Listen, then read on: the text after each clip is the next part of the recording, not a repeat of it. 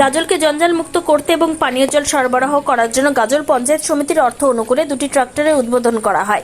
এই উদ্বোধনী অনুষ্ঠানে উপস্থিত ছিলেন গাজল বিডিও সুদীপ্ত বিশ্বাস, যুগ্ম বিডিও সুব্রত শ্যামল, গাজল পঞ্চায়েত সমিতির সভাপতি মোজাম্মেল হোসেন, মালদা জেলা পরিষদের সদস্য দীনেশ টুডু, গাজল পঞ্চায়েত সমিতির জনস্বাস্থ্য কর্মাধ্যক্ষ সুমন দা, ভূমি ও বন কর্মাধ্যক্ষ দীপঙ্কর সরকার সহ অন্যান্য অতিথিবর্গ।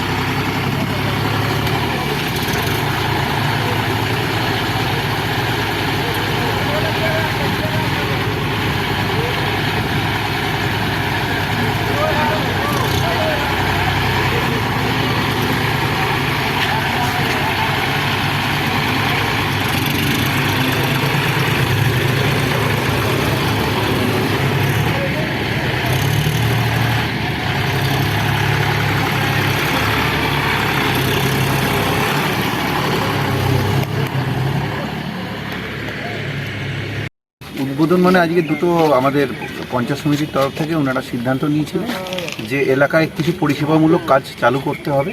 তার মধ্যে কিছু আছে ময়লা কালেকশান, এছাড়া আমাদের নির্দেশ মতো আমাদের সমস্ত প্লাস্টিকগুলো কালেকশান করতে হবে, এমআরএফ তৈরি করতে হবে।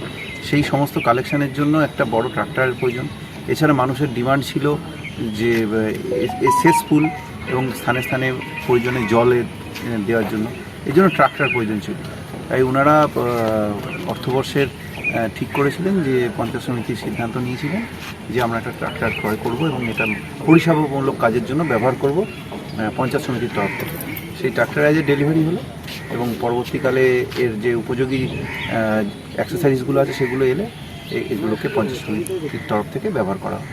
কত টাকা এটার আর্থিক মূল্য আছে, আমরা টেন্ডার করেছিলাম 7.5 লাখ টাকা, কিন্তু আমরা পেয়ে গেছি অলমোস্ট 6,80,000। Thank you.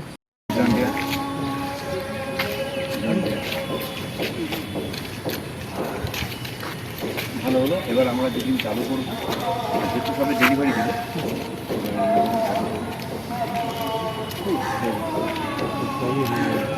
ট্রলি হবে আর একটা ওই আপনি যেটা বলেছেন দুটো বানাতে পারেন।